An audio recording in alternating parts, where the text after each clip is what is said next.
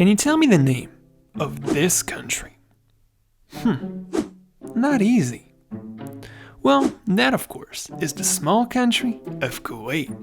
And in the 1990s, the United States built a coalition of more than 30 countries to defend it. Which leads to the question, what happened? What led to the United States having to defend this little country? Well, that's what we're about to see in this video.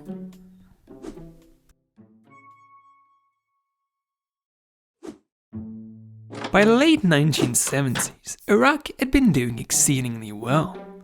The country had slowly been industrializing, building infrastructure, and its economy was growing. In short, things were going pretty well over there. And that's when this guy had to show up. In 1979, Saddam Hussein became president of Iraq. And quick word of advice, if a man with a mustache like this ever comes to power in your country, you better run.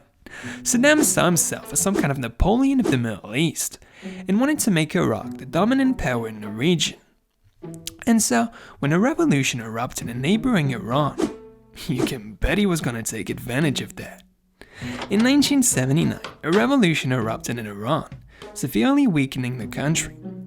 So, wanting to use that opportunity to replace Iran as the region's most powerful state, Saddam launched an invasion of the country in 1980.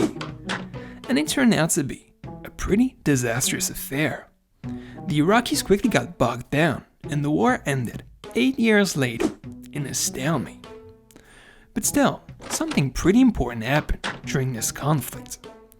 At some point, Iraq, needing money to finance the war, went to Kuwait to ask for money.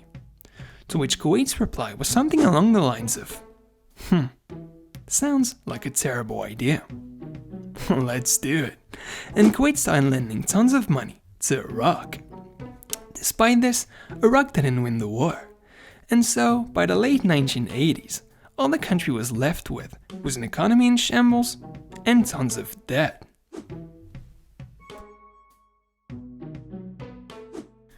Iraq had been hit pretty hard by the war with Iran, and the country was now pretty much out of money.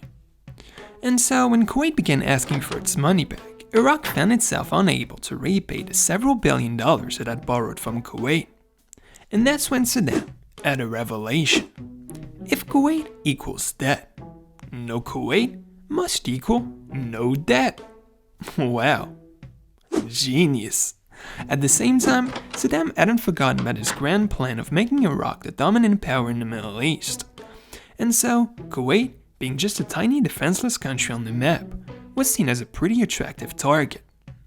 Saddam also accused the Kuwaiti government of stealing oil from an Iraqi-Kuwaiti shared oil field, claimed that Kuwait was historically part of Iraq, and that Kuwait was purposefully producing too much oil to keep the Iraqi economy down. A bunch of very complicated reasons that can be summed up by Saddam thought that the world would be better off without Kuwait. And so, on the 2nd of August 1990, Iraq launched its invasion of Kuwait.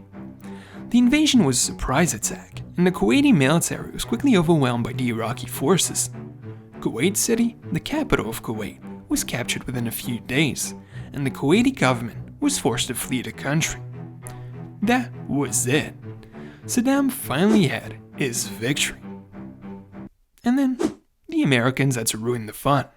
The invasion of Kuwait led to widespread condemnation from the international community, and a coalition of countries, led by the United States, quickly began to assemble a military force to drive Iraq out of Kuwait.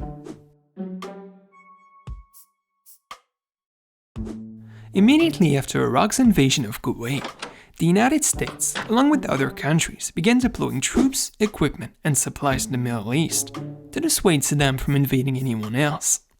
In the meantime, the United States built a coalition of more than 30 countries to go beat the hell out of Iraq.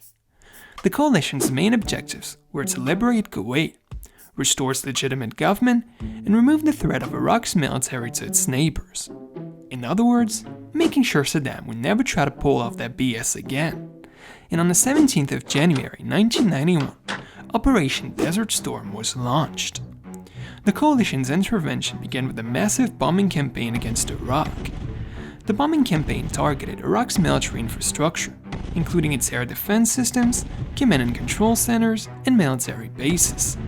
Once that was done, the grand offensive could begin. And on the 24th of January 1991, the offensive was launched. The coalition's ground forces, led by the United States and Saudi Arabia, quickly overwhelmed the Iraqi military, and Kuwait was liberated within a few days.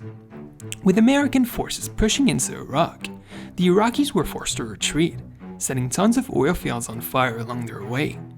And if you're wondering why they would do this, well, to give us these really cool pictures, of course. The Americans also bombed extensively the retreating troops, causing giant traffic jams on the highways between Kuwait and Iraq, which in turn allowed the Americans to bomb even more extensively the retreating troops. And so, with Kuwait having been liberated and the Iraqi army having been crushed, a ceasefire was declared on the 28th of February 1991. The war was over. Why does that keep happening to me? In the end, Iraq was kicked out of Kuwait, and Kuwait's independence was restored.